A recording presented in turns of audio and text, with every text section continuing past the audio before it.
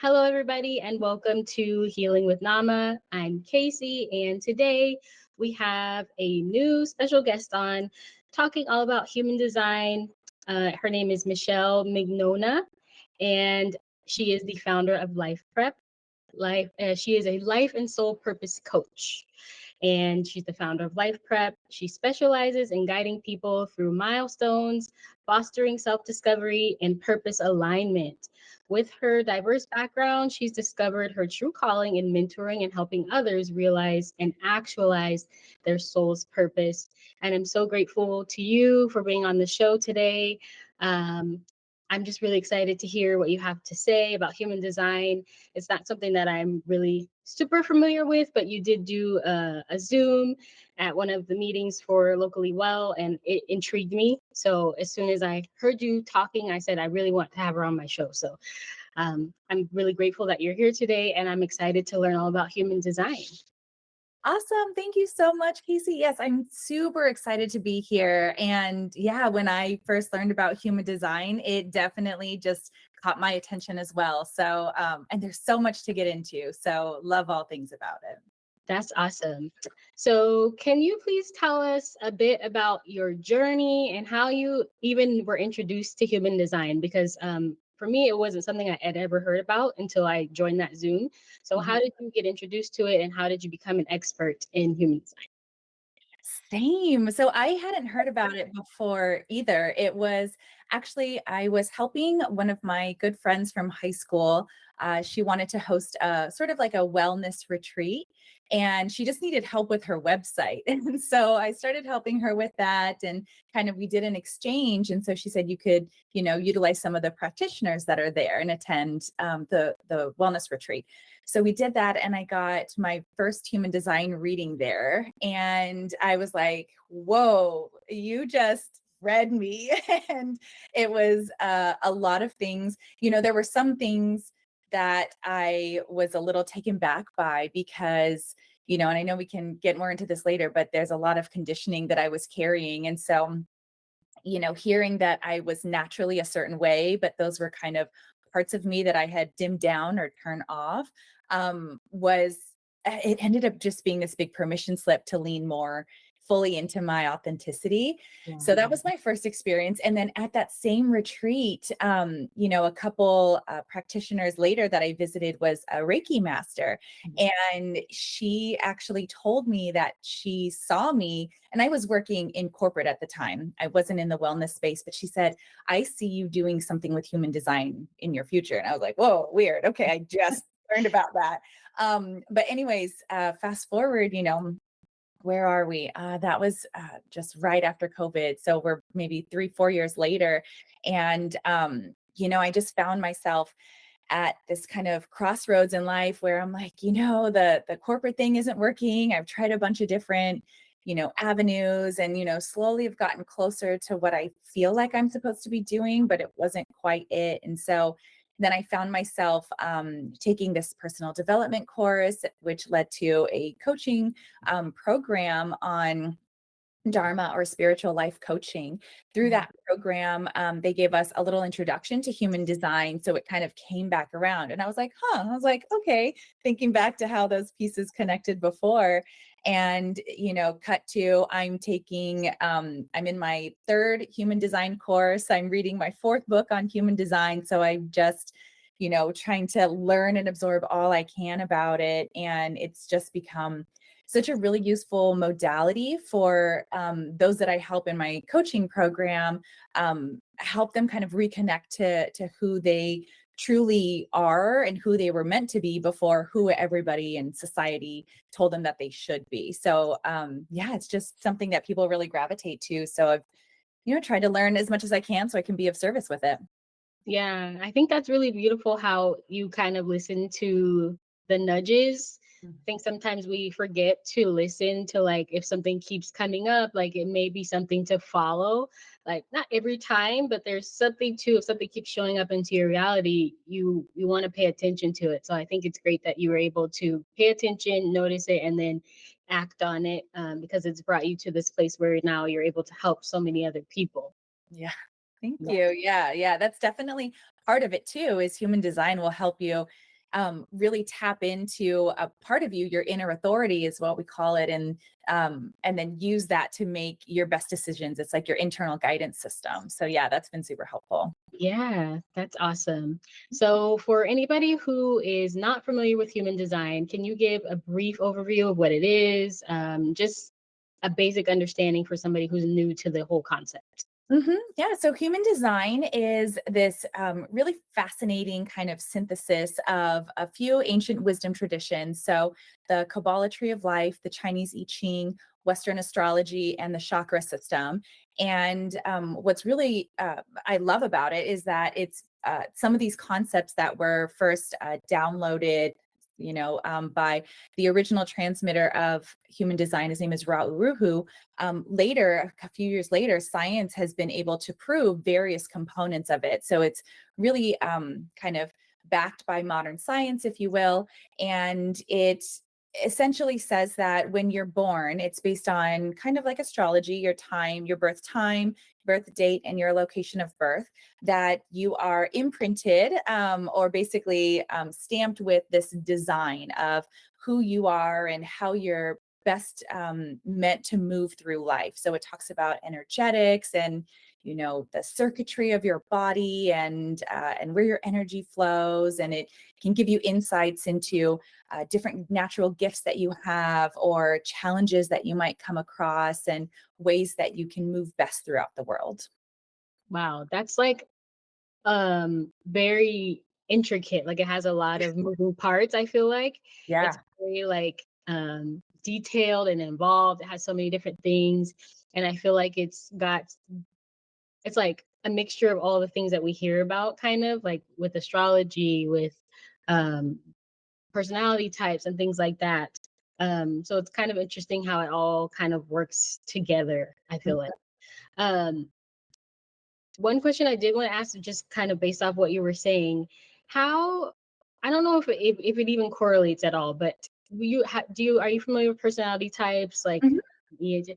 How does do they have any similarities? Do they coincide at all, or Yes, that's really interesting that you asked that. I love it. So I actually have a big background in higher education. So I worked at a university for about 10 years. And so we use all of the personality type tests, the MBTI, Strengths Finder, different things like that. And what I think is what I love about human design actually that's pretty different from the personality test is when you take a personality test, your answers can really change. And so your results can really change based on where you are in the moment. So, say I give it to a student, for example, back in my old life, where I would give it to a student and maybe they just, had an issue with their significant other. So they're coming from a different place when they answer those questions and they might get a little bit of a different result. Maybe they're feeling a little spicier than they normally are.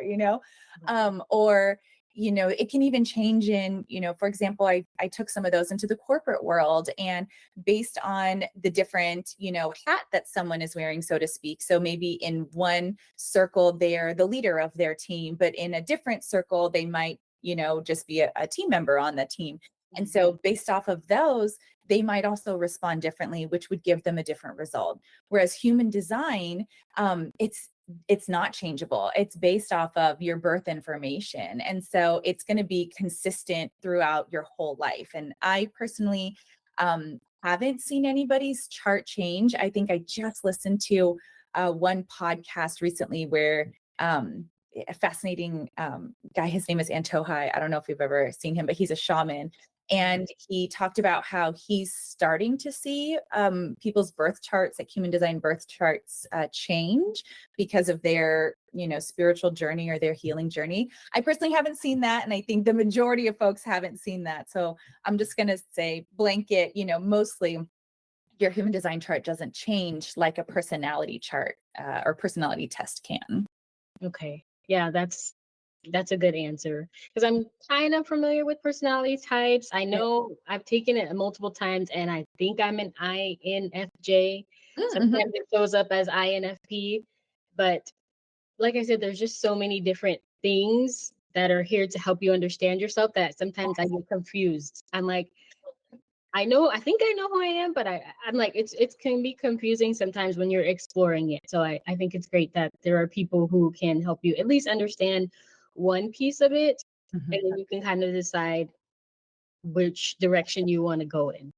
Yeah, that's something I tell all of my, clients and anybody that I work with is, and this is actually from the founder, Ra Uruhu. Um, or the original transmitter, he says it's just an experiment. He's not asking you to believe in something or not. He's asking you to really just take these different components that he, has transmitted for us and see if it works in your life and if it doesn't. So I encourage everybody to try it out and, keep what resonates and just leave the rest. Yeah, So, yeah.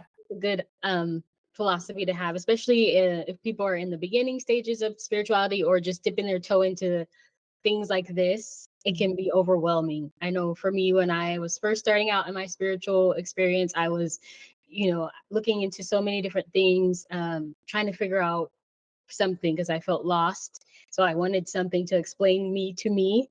Um, Same. so so it can be helpful to kind of have a little bit of guidance, and then honestly, like at a certain point you just kind of have to pick a path, and that's the one that you go on. Like not everything is going to resonate, or like you were saying, kind of things change over time. The things that you resonated with in the beginning are going to be different 5 years from now. Um, so um so yeah, I'm not sure where I was going with that, but Yeah, I completely agree. I mean, it's really it can be information overload because when you are, and this is where I tend to see a lot of my clients, like they're going through this, moment of transition where they're, either a student in school that's like going down this path of being an engineer and they're like, I actually hate this, but I spent so much money, and they're like, what do I do? So it's your first go is to look outside and like try and figure it out, and then you keep looking and looking for these answers when really, like you just said too, you just have to, it's helpful information, but you got to turn it off at some point and tap in, and so I think that's one of the things that human design can help you do is help you figure out what your inner authority is. And that really, once you start to learn how to listen to that more and get out of your head and drop into your body, that for me has been one of the biggest components of human design that's helped me navigate things where I'm like, ooh, what about this? Or what about this? And, I still love to get the information, but at the end of the day, you got to trust what's right for you. right. Yeah. So I wanted to kind of get into how does, because my audience, I'm assuming based on the things that I talk about on my podcast, are into spiritual holistic topics. So if wants to know like how human design coincides with all of that, I know it's about yourself and it's a personal thing and it's about human design, but how would it integrate with somebody's spiritual journey or experience? That's a good one. So, human design, first off, is not for or against any religion. So it's really there for you to test the waters and see what works. And the way Ra kind of talked about it is he's called it the science of differentiation. So really, it explains why or how everyone is built very uniquely. And so, what I tend to see when folks are on this spiritual journey or looking for more holistic wellness, it's usually because they are living out of alignment or they've been forced. And it's so many of us go through this. I mean, conditioning is everywhere from the day that you're born, and so I talk a lot about this with folks that I work with. And so it can come from your family, from from religion, from society in general, social media, the education system. There's so many different places where you can be told different things like, oh, you're too much over here, so turn that down, or you need to be more like this, so then you try and do that. And so we're trying to contort ourselves to fit into this box that everybody says that we should be like. And when I find that when folks get to this place where they're either having an awakening or a dark night of the soul, or they're just like tired of living in this place that's just uncomfortable, it's because they've twisted themselves to be in this box that they really don't fit in, that's not authentic to them. And so human design really just kind of adds this a layer of understanding of, okay, if I strip away all of this external noise, what is it that I am naturally meant to do? Like, what, how was I naturally meant to go through life and move and flow? And so it kind of becomes a self-empowerment tool. Like I said in the beginning, it gives you permission to lean more into who you are authentically and to start to retrust yourself again. And so I find that when folks start to experiment with even little variables to see if that, like, hey, if I work with my energy like this, or if I trust my authority like this, am I going to find more friction or less friction? And so when they start to find that ease and flow just comes more naturally, then they start to experiment with more parts of it. And when you again just go back to trusting yourself instead of trusting, or trying to be everything for everyone else, then I find that that helps you come into more of that balance and, find that wholeness for yourself again, and really frees you up to continue to explore, other modalities of spirituality or different, whatever it is that you're looking into. But it's got to start from, getting rid of the conditioning that we have and being, who we are, because it becomes too hard at some point. I feel like that's at least what I went through. So, Yeah, I definitely had that experience, and I'm still on my spiritual journey. Like, I'm not, for anybody listening out there, like, I am teaching what I have learned so far, but mhm, I'm still in the midst of, learning and picking things up. So I think it's important to kind of come back to the core of who you are, or who you were before you had all these expectations and experiences and traumas and all these things put up onto you. And it's kind of like I don't know, it could be like armor that you're putting on, and you, before you know it, you can't get to the real who you are, and you don't even know. And I know that I've felt that way, and sometimes I still feel that way. Like, I'm still trying to figure out, who am I if I don't have these other identities, these external things telling me how to behave, how to think, how to be. And even now, moving out of the career of being a teacher for, the better part of 15 years, now coming out of that, and I don't know who I am if I'm not a teacher, right? So it's like, human design, like, these types of things can be really helpful on your spiritual journey and your personal journey, to just kind of give you an idea of, like, okay, this is who I was when I was born. This is the stamp that I had imprinted on me. That person is still in here. So let me start the process of taking off these layers and mhm. back to that person, um, because that person is still in there. If you dig deep enough, that person is in there. Yeah, exactly, exactly. Yeah. So, I mean, hopefully that, helps. I mean, I know it did for me. Just one little small example I'd love to share if that's Yeah, okay. of So, course. one of the things for me that I learned through human design was I am naturally a kind of like a direct person.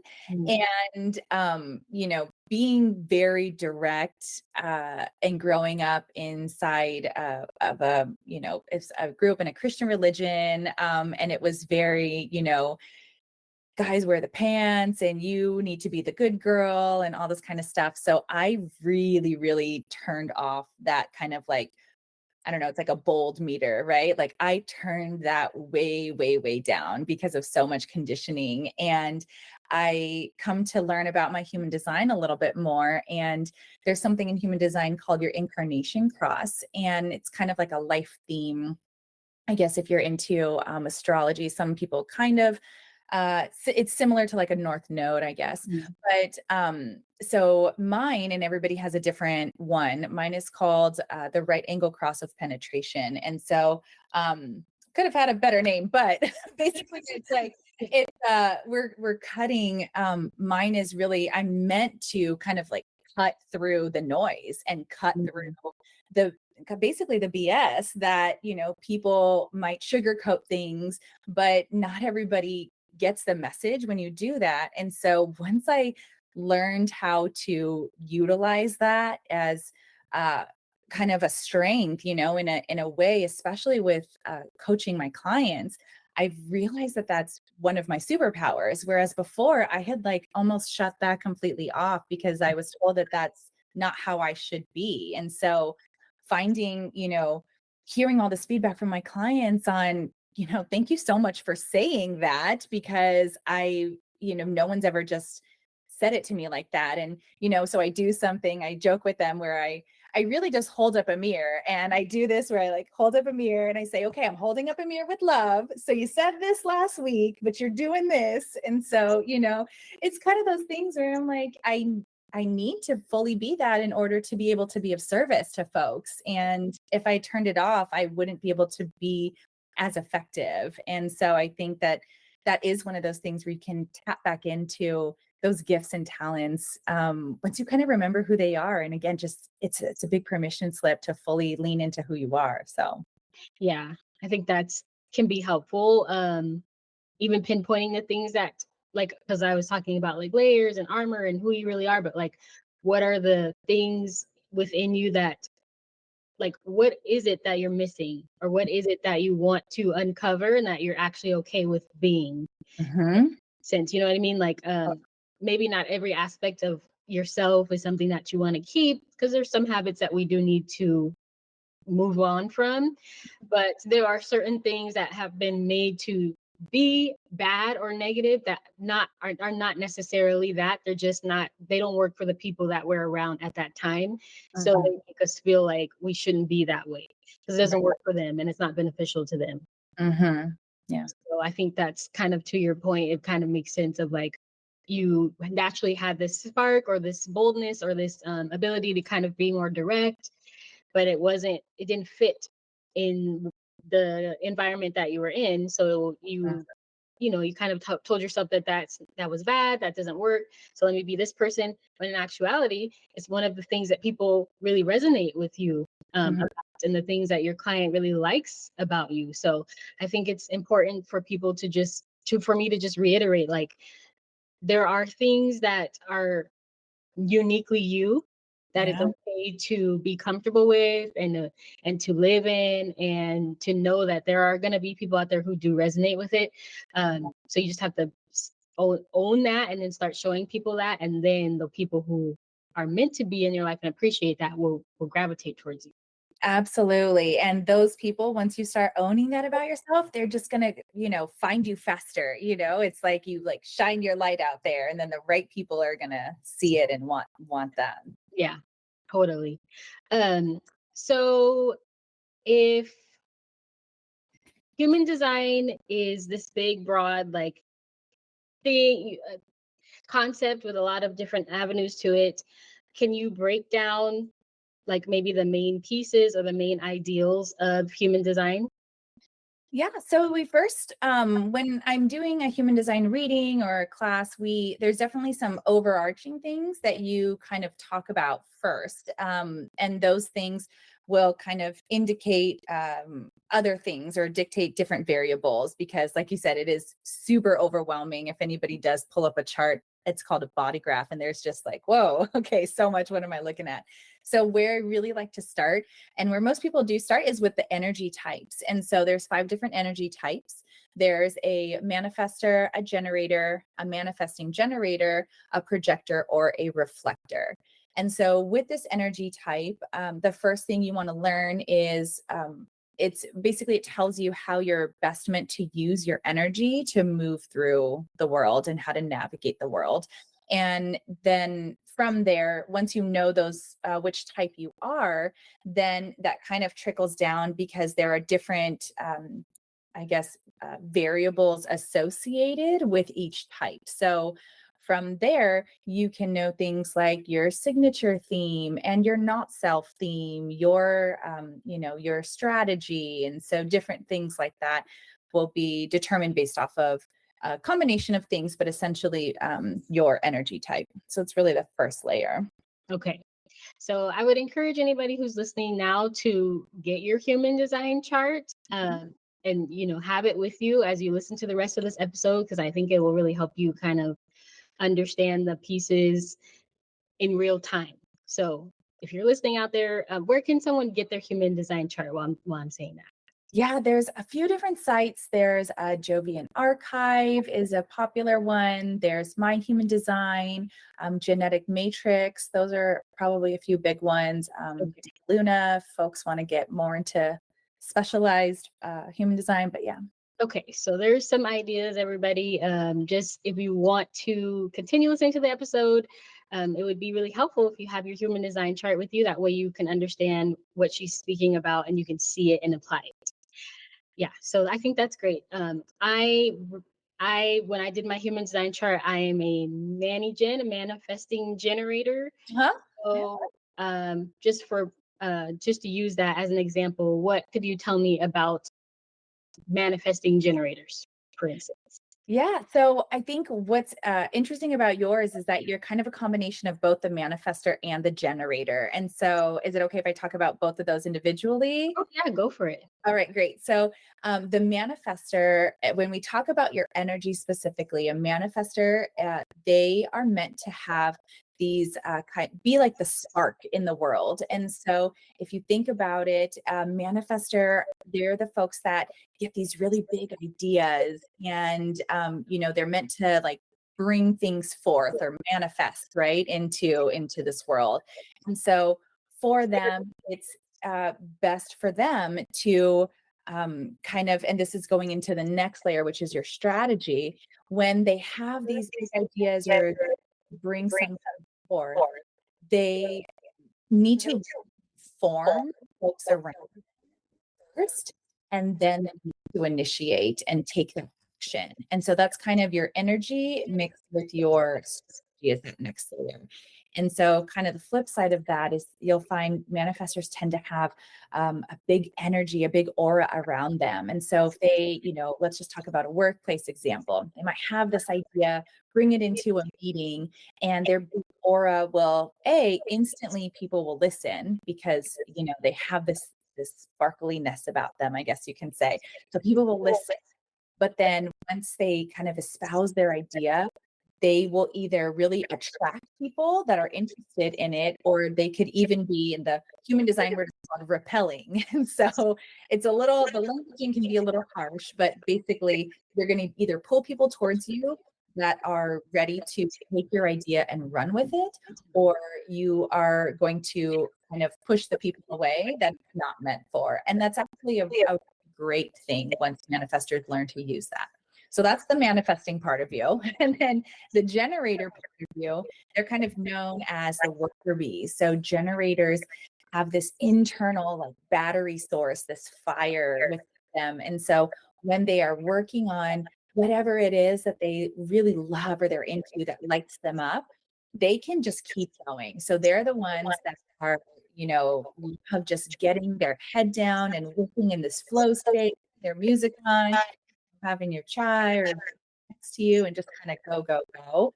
Um, and what's important for generators to know about their energy is other people will see that they are really hard workers. And if they aren't discerning about what projects they work on, they can tend to be put upon, meaning people could take advantage of their ability to get things done. And that's the quickest way for a generator to burn out is if they start to take on projects and tasks that don't really light them up. So that's the key point is they have to be, in order to maximize their energy, they need to really find projects that light them up on the inside. And so their strategy as a generator is to respond. So for them, they are meant to kind of take in every around them. So they are meant to take in the manifester and their idea and say, is that for me? Is that for me? And going, another layer deep once you know your authority. So once they know their authority, they take into their authority, they let that respond. Like, if that's for me, I'm in, let's do this, let's take your idea and run with it. Or maybe not for me, I'll wait for the next idea. And they, it doesn't mean that they have to wait for other people's ideas, but they can have their own ideas, but again, still respond to them. Like, don't go after everything. So, figure out what makes sense for you. So then when you put the two together, a manifesting generator, they are they tend to have a lot of irons in the fire. So they have the idea and then have another idea, but instead of just taking ideas off or bringing people around to take their idea and move it forward, they also have the energy to act on their idea. So I have, for example, a client who is the textbook manifesting generator, and she was going through school, a program to be a physical therapist. But at the same time, she said, I think I want to have a side business, making hot cocoa bombs. So she got all the things to make it. She started doing it, started her little Instagram. And then, a month later, she's like, I actually want to do nails. So she bought all the things to do nails. She did that on the side of it while she's still, working on her PTA program. That's really what she wants to do. I think it's, understanding that about herself gave her the permission to kind of take on those projects every once in a while, because that kept her going, motivated while she was able to do her longer term project. Because she's not a gym. So if she would have done PTA and, listen to the conditioning of you got to pick one thing and stick with it, go all in, it would have driven her mad. That's not what she's meant to do. She needed to have these creative and these other things that, and I only mentioned two. There were probably 7, let me tell you. Um, but she was great, and she, actually just graduated a few weeks ago from her program. Wonderful, but she picked up all these skills along the way, and you never know. Like at some point, whatever she learned from all these different things, it's all going to come together, and it's going to make sense. But that's really what a manifesting generator is, meant to kind of like, have a lot of things that they can work on, and really learning to trust themselves and which ones to take, all the way, and which ones are meant to kind of like, be here for the moment and gain something from it and continue on. Yeah, that's actually good for me to hear that explanation. Because it explains me a lot. Like I'm all over the place. I think I have so many layers and so many things that contribute to the reason why I'm so all over the place. Like I'm a Gemini, which we're flighty. I have a Gemini Sun Moon Rising, so there's a lot of Gemini energy. I've been diagnosed with ADHD. Like I'm just all over the place, So sometimes I'm like, is there something wrong with me? Because I want to do this, I want to do that, I want to be an expert in this. And it's just like you said, like the client, like, and sometimes I feel like I get kind of stuck on something to where like I have to finish it to completion. I have to be the expert in it. Like this has to be the thing. So I think hearing that is kind of like, oh wait, it just might be something that's temporary. Like it might be something that's interesting and it's okay to dive into it and go all in, but it doesn't have to be like the end all be all. Like it's okay if that's just a thing that happens for that time period and then you decide later like, I don't want to do that anymore, because I do that often, but I think I put a lot of shame and just negative of feelings attached to that part of me. So it's kind of interesting, like, oh, okay, that's not necessarily a bad thing. It's not a bad thing. Yes, release that. You need to feel that guilt and shame. That's literally you. That's how you were meant to do things. Because again, there's going to be something that you're going to extract from that. And it might not make sense now. And if you forced yourself to kind of keep going on that thing, that is when you're going to be out of alignment because you're not trusting that authority. So just continuing to tap in. Do you remember what your authority was by chance? Can you tell me the names of them? Yeah, so there's a sacral authority, there's Emotional. emotional. Okay. So emotional authority, it's about most of the population, I think somewhere around 70%. The figure is always changing. But so when you really tap into your emotional authority, you got to trust that. And so for emotional authorities, I'm just going to give a quick little spiel on that because that's the majority of folks. So you're meant to have this emotional wave. And so when you are tapping into your authority to make a decision, you want to feel out the different options for that decision when you're at all points of the wave. Feel it out when you're at a high, at a low, at a neutral. And because you have this wave that it doesn't necessarily have a rhyme or reason. So emotional authorities can, wake up like ready to go one day. I love everything. This is great. Let's do this. And then they can for whatever reason, the next day or even later that same day, they can just be like, nope, none of this is working. I'm not into this. I hate everything, and get to this place where it's, they're just feeling a completely different way. Um, that so when you do that, you assess your decision when you're feeling those different ways. And again, because that emotions, the wave just comes and you just got to figure out how to ride it, go with it. Then that's going to really help you get to a place where you're about 70 to 80% sure of your decision, which decision is the right one for you. And then that's when you can trust that it's right for you, because of that wave, you're never going to feel 100%. And so, kind of releasing the need to come to like, oh, I gotta, be all in on whatever it is. Yeah, okay. I do remember you saying that when you did the Zoom, the prior Zoom where I first met you. And I was thinking on that because for me, I'm still learning how to tap into my body and to trust my Mhm. intuition because I know that I'm intuitive, but I don't fully, I'm not connected all the Mm, way yet. yeah. So sometimes I'll have an idea or I'll have something that I'm like, I'm kind of interested in it, but it doesn't feel like an absolute, like 100% yes, like, oh my gosh, I really want to do that thing.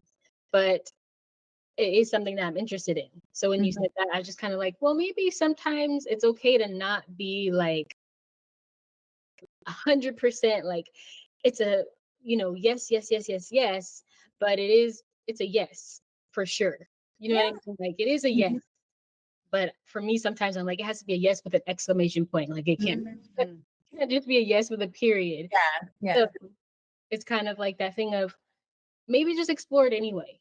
Yeah, just pull on the thread a little bit and see what happens. And as you like dig a little bit more, then you'll either get to that, like, okay, yes, I want more of this, or you'll get to that place where you're like, no, that was enough, which is really interesting. And I'm so glad you said that because there's a different type of inner authority where it's a sacral authority or gut authority. And for those folks, it's actually the opposite. They're the ones that have to have like a hell yes. Otherwise, it's a no. So if they're kind of like, "Eh, could be, or yeah, I could do that," that is what we say is it's a no for now. So maybe it's not a no forever, but right now, that if it's not like a full body resounding yes, I'm in, then for those people that have that specific type of authority, in order for them to make the most aligned decisions, it's going to be a no for now. So yeah, it's interesting. You were working, leaning more on your generator, which is not a bad thing necessarily, but if you find that it's kind of pulling you out of alignment or taking you off track, or you're experiencing too many roadblocks, as you trust that side of you, it might be time to lean more into your manifester side. And so that's what's interesting about navigating being a manifesting generator. Yeah, I think that's the thing that I'm really trying to integrate into my mind is like it's two different things at the same time. Yeah. So blending that. And it's kind of like in a way being a Gemini. Like it's the twins, it's two sides. So it's kind of like that's who I am. I have two sides. So I think I'm just wanting to accept that about myself. Instead of making it something that's bad, I think that's the conditioning that I had. That's been something that I've heard a lot. Not necessarily that I'm a bad person, but something has always been different about me, and that hasn't been celebrated. So Mm. I always feel like, or still sometimes actually, I still feel like this is a bad. Bleh, this quality about me is bad, and it's me doing a lot of self work right now, especially because I am, becoming an entrepreneur, wanting to really build up my business, wanting to help other people. Yeah. But I want to take this time that I have now to focus on getting myself grounded and found in a foundation because I can't really help other people in the way that I want to until I think integrate those two parts of me. So it's interesting that you say that, and thank you for bringing that to my awareness. Yeah, you're meant to be celebrated for that. You're here to show us that it's okay to be multi-passionate, to be, that like hyphenated person. And, again, like show society, hey, this is okay and this is successful and this is how we're meant to be. So I would, hope that you could reframe that from those feelings. And because that's amazing. I love that. When I hear, like I said, when I saw my client, I was like, man, I wish I could do that, because if I had started a PTA program and then decided I wanted to do nails, I would have quit the PTA program, because I'm a generator. And so when I go all in, I go all in, but it's kind of at my detriment, because everything else gets dropped. Whereas you have this amazing ability to be able to extract the richness from whatever it is that you're interested in at the moment, while continuing to build your empire and your business. And so I think that I applaud you, and it's amazing. Yeah, thank you for saying that. Yeah, yeah. I'm reading a lot of stuff. Like there's a lot of moving parts, but that is what lights me up, is my business, my being a tarot reader, being a Reiki master, helping people, encouraging people. Like that makes me feel happy, and I know that that's the path that I want to go on. But sometimes, um, how about I'm building up the confidence in myself to know that I can go after it, um, because I don't know any in real life, in my life, know any entrepreneurs that have built something from the ground up. So, there's challenges that come with that alone, on top of me being hard on myself. So if I could at least remove that piece, it'd be one less thing to worry about. So yeah, Cool. It yeah. is a constant. I'm right there with you. It's a journey. Okay. So people may feel stuck in certain habits or patterns, right? In human design, can it offer insights into breaking free of negative habits and cycles and aligning with your life? I know we've kind of talked about it, but if somebody's just feeling like they keep coming back to the same place, Mhm. how could a part of their human design chart help them break out of that? Ooh, fun. Yeah. So the part that I would lean on for that in particular, there's something called your themes. So there's a signature theme and a not self theme. And so what I kind of like to consider those is, when you go bowling and there's like the bumpers on the lane, and they kind of like get you back to the middle. So that's kind of what your themes help you do. So your signature theme really tells you that you are on track and you're in alignment. So those do align with or kind of match up with the energy types. So for example, there's you're a manifesting generator, right? So a manifesting generator. So your signature theme is going to be that the manifesting, uh, the manifestors, they are peace. And so the generators have this satisfaction. So for you, you're going to feel some sort of combination of peace and satisfaction to know like, oh, things are good right now. And then when it comes to the projectors, theirs is success. That's when they're feeling, that things are on track. They're making the right choices. They're kind of living in harmony with their design. And then for the reflector, theirs is surprise. So it's kind of like they just find these like little moments of delight in the world and the day. And so that, because those are just, kind of broad words, it's going to feel really different to everybody.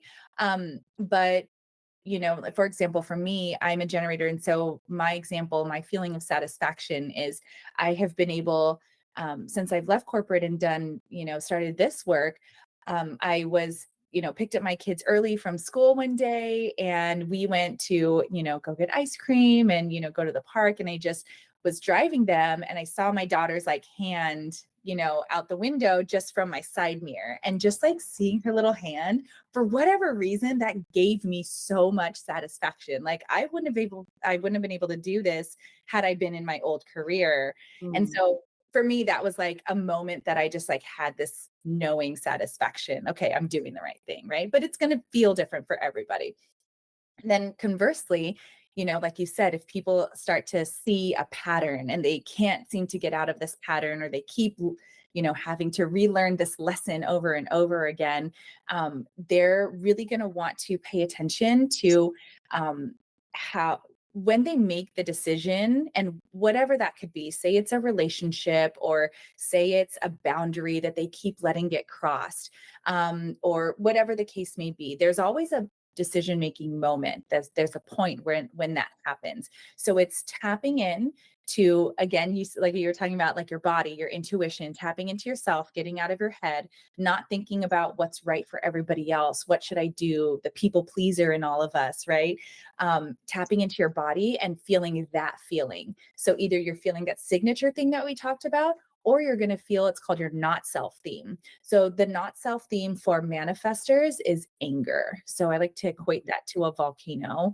It's like a really hot, sensation. You might like clench your fists, or, smile with like clenched teeth when you say yes, or, respond with that text message. For a generator, their not self theme is frustration. And that, maybe it's not as heated as the anger, but for me, it was like this slow boil. And I was like, if I get asked to do this one more time, if I have to explain this. And so, but I would keep doing it. And so that's, the frustration for manifesting generators. It's going to be that combination of both of those two, anger and that frustration. Typically, I see with manifesting generators, when it comes to their themes, they tend to feel more of the generator components than the manifestors. But that's just my experience. And then for projectors, theirs is bitterness. And so theirs is, man, I, and again, we didn't talk a lot about their energy, but it's when they're like, I know the answers. Why isn't anybody asking me for my opinion? Or, man, why did that person get a promotion when I like, they just get overlooked, or they just have this like, the bitterness feeling. And then for reflectors, theirs is disappointment. And so they aren't finding those pockets of joy in the day. Instead, they look around and they're like, I kind of think about that like sound that like wah wah, like, oh, here we go again, wah wah. And that's kind of how they go through their day. And so it's, again, if you are stuck in this kind of cycle, thinking about first that decision point, right? Like how you get back into that loop one more time, because there's always somehow that we get caught, turning left instead of turning right this time. And I'm not saying that it's easy to change that, because patterns are patterns for a reason. They are, there are these things that are just automatic and we do it without even thinking about it. But that's where, in order to break that pattern, break that cycle, you have to create or find space to pause and really tap in. And that's where, you want to first understand your authority, so you know which part of your body to tap into, and then sit with it and feel, if I make this decision or if I do this thing again, how does that make me feel? More like my self signature theme, or more like my not self theme? How about this other decision? Does that feel closer to, success? Does that feel closer to satisfaction? Or does that feel closer to frustration again? Because you're going to know, the body knows, and it's going to feel it. So again, we want to not make those decisions from our head, but you want to make them from your body and feel which bumper we're going to bump up against because of that decision. Yeah. Okay. That's good. That's good advice, I think, to like, again, just kind of tapping into your inner authority and like Mhm.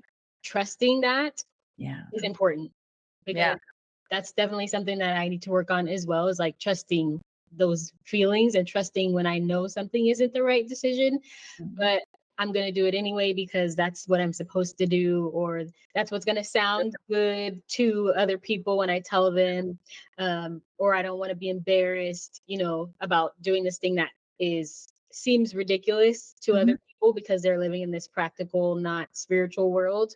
Yes. But it's not that I don't live in that, and it physically pains me to try and be that person now that I'm, in the spiritual world. And there's a lot that goes to it, but I think because there are not as many people, in my experience, there are not as many people who are living in that spiritual full self space. Mhm. The majority are people who are practical, who are realistic, who are Yes. um, ego driven, and this is what's happening, and this is how you need to respond to what's happening. Yep. So it's like, no, I don't want to do that. That's not who I am. That doesn't feel good, that makes me feel sick. You know what I mean? So it's Yeah. like, how do you blend the two? How do you live in this human world while also being your, your full self? It can be a difficult challenge. So I think the way that you explained that was really good. Oh, thank you. And it's so tough. Oh my goodness, is it so difficult to be the first one, in your circle to kind of like break out of this like rat race or whatever you want to call it. It's so hard. And it's not just hard for that moment. You're going to come, I'm going to speak for myself. There are moments so often. I mean, my husband is an entrepreneur as well. So, he gets the entrepreneur side of it, but the whole spiritual wellness side, just no clue about any of that. And when we have two kids, they're 5 and 8, so they are in it. They're in all the things and wanting to try the sports and stuff. So, we still have to make the money and, earn a living and, so we still have to be in this world, right? But it's for me, the challenge is, you know, looking at how I was when I was in corporate and realizing that I was so frustrated. And I found myself saying that before I even knew what human design was, before I even knew that that was my, not self theme. I would say that to my husband all the time. I would get in the car and cry. And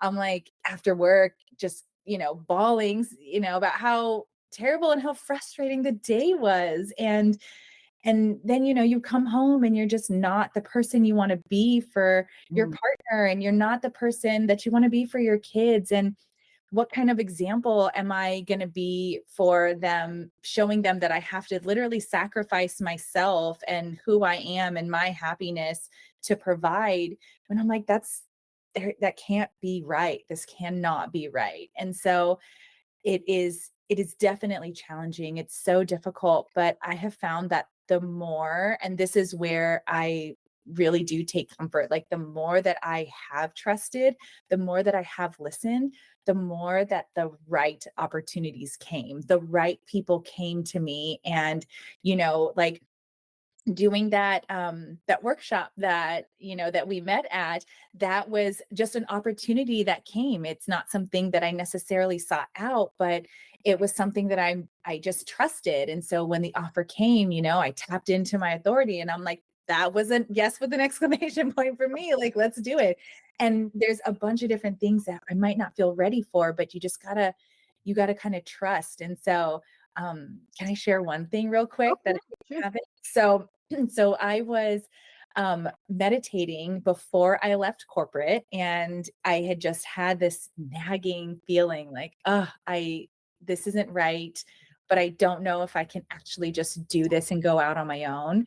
And after that meditation, I got this, like, I just kept hearing the words, you will be carried, you will be carried.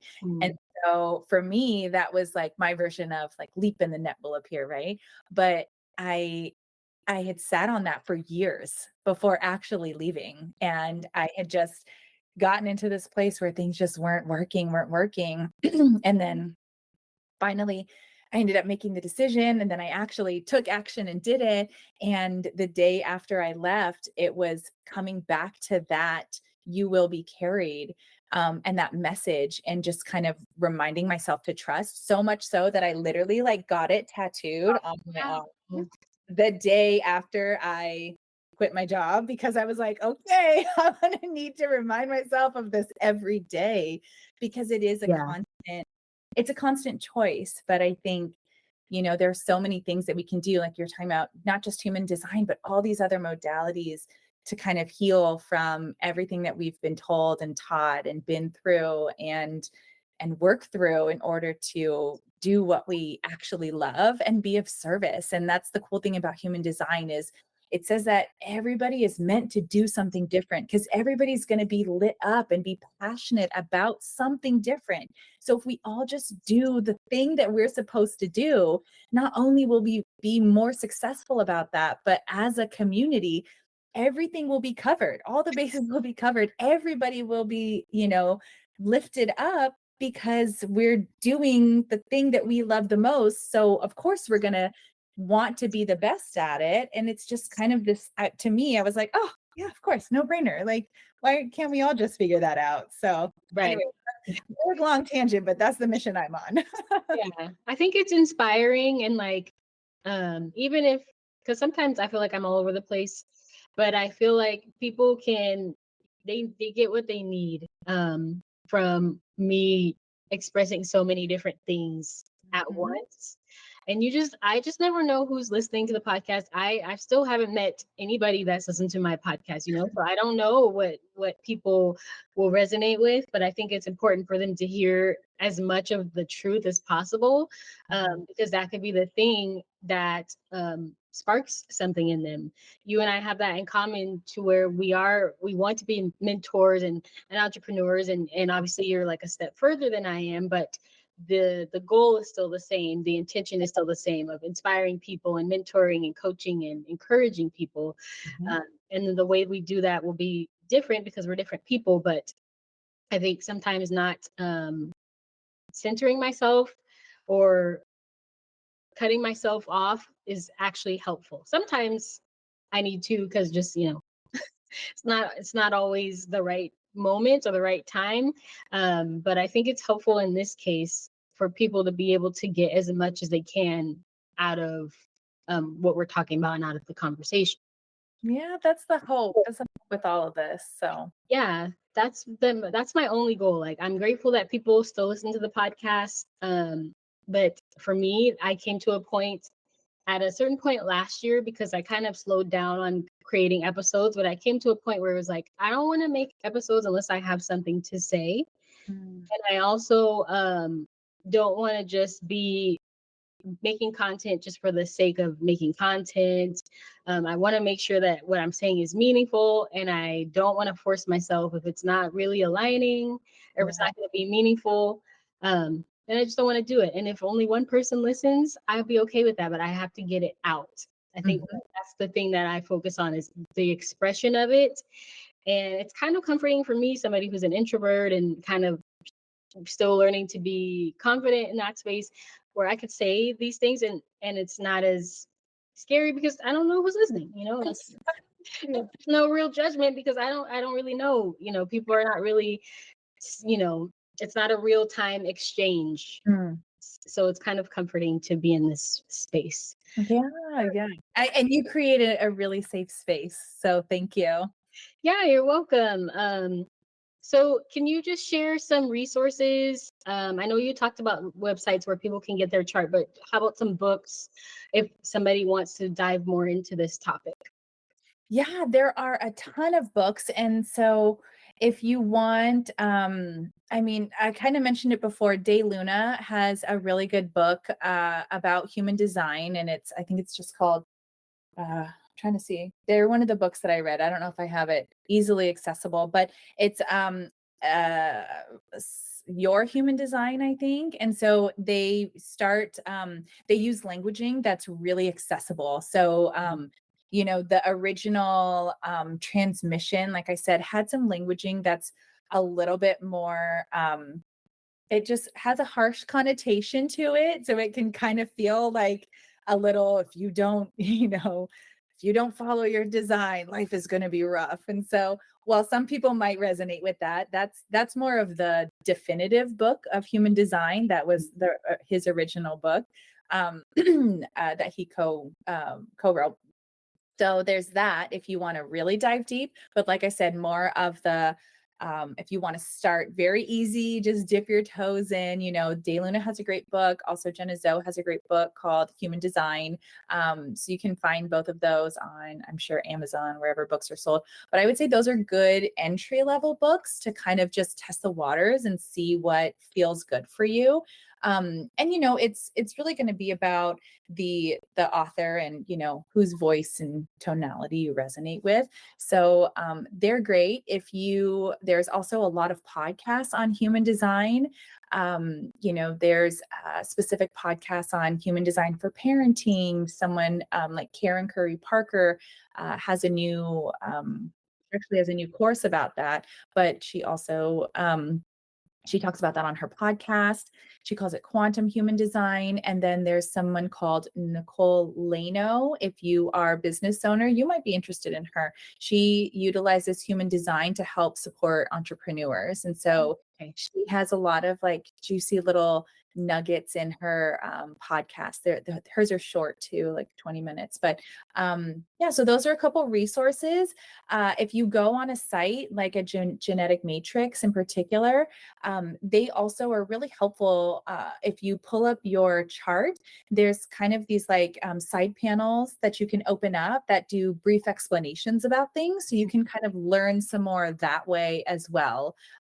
But I would really recommend if anybody is interested in human design, because you can learn about the components, individually, but the magic or, the secret sauce is really when you put it all together, because everybody is so unique. So you could be a manifesting generator with an emotional authority, but just like somebody else, but you might have completely different, gates or gifts turned on for you that create completely different channels. And you might have other, centers that are defined or undefined compared to somebody else, where, those are all going to combine in such a unique way to really explain what makes the most sense and what makes you you. And so I think a reading is really, really a great place to start if you want to learn more, because you're still going to start at that surface level, but instead of learning about everybody's possible type and everybody's variable,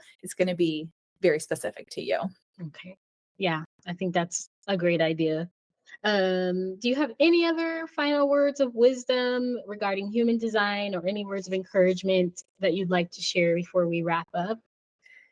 Well, with human design in particular, I encourage everybody just to try it out as an experiment. Definitely, if you haven't pulled up your chart yet, pull up your chart and just start with the energy, your strategy, authority, and maybe using your themes, right? Signature theme, not self theme, to just check in. Am I in alignment? Or, if you use your authority, start with something small, like, what do I want to eat today? Or what do I want to wear? Or which direction should I take to the grocery store if I could take different side streets? Just start little and start to play with it. It's meant to be fun. And, overall, just like we were talking about a lot today, I think my goal with what I do in, my coaching practice and, using human design and other modalities is really just to, if you're at a moment, if anybody is at this moment where they're just like, huh, is this really what it's all about? Or is this what I want? Or should I keep doing this? Or you're just starting to question things. You've arrived at that moment for a reason. So give it its weight, give it its space, take some time to explore why you're feeling like that, and then reach out for support, whether you do that on your own through listening to podcasts like this, or you read books, or wherever you like to, however you like to get your information. Take the time and space that you need, because this is you and this is your life, and it's so essential for you to figure out if you're living it for you or living it for everybody else. And we don't get a do-over. So if you want it to be different, it's never too late. One of my newest client populations are retirees. And I just found that so fascinating and fun that, especially that generation, they never really had the opportunity to Mhm. like, wait, I didn't have to just stay in a job that I didn't like for 60 years to get this pension. And, like, whoa. And they are just at this loss of like, I don't even know who I am anymore, because Mhm. I spent all my life at this company giving my all to them. So it's, again, never too late. And I just encourage everyone to try and just explore. It doesn't mean go out and quit your job, but just if you're at a crossroads, give it the time and space it needs to really figure out what that means for you. And I just wish everybody the best, and just, it's possible. It is. Yeah, that's very encouraging, and like, so I feel like it's very heartfelt. Um, and this episode is, and for me as well as people listening to, just to get some ideas and how to move forward in the space that I'm in now. So how can people get in touch with you? My website is lifeprep, lifeprep.me. So, helping folks learn all the things to prepare them for their next step in life. And you can also follow me on Instagram at lifeprep.me. My personal is at Life Coach Michelle, and that's Michelle with one L. Oh, sorry, at lifecoach.michelle. So you can follow me on either one of those, just sharing, reminders of self-care, taking the time in the day to think about a moment of gratitude, or just reminding everybody how amazing and powerful you are. And so I also, on my website, you can book a reading with me. So I do single readings. I also do one-off life coaching sessions for folks that might just be navigating something and maybe haven't ever had a life coach before, but want to see what it's all about. I do have a free connection call just to, see if we have a good, personality match. But I also offer full coaching packages, both with a group coaching program that I do and one-on-one coaching. So, Awesome. yeah. We have a lot of offerings, a lot of options. If you guys want to get your human design chart read, or you just want some more information, how to navigate the next steps in your life. Michelle, thank you so much for being here today, for sharing your knowledge, for sharing your wisdom and your insight. I really appreciate everything that you brought to this episode. And I'm just really grateful that you were able to be here today. Thank you, Casey. The pleasure is all mine. You are such a gracious, amazing host. Thank you. And I'm gonna have you stick around just for a little bit, but I will end the episode here. And I hope that everybody was able to get some really good tidbits, some really good nuggets from this episode. And it helps you move forward. And I will see you guys on the next episode.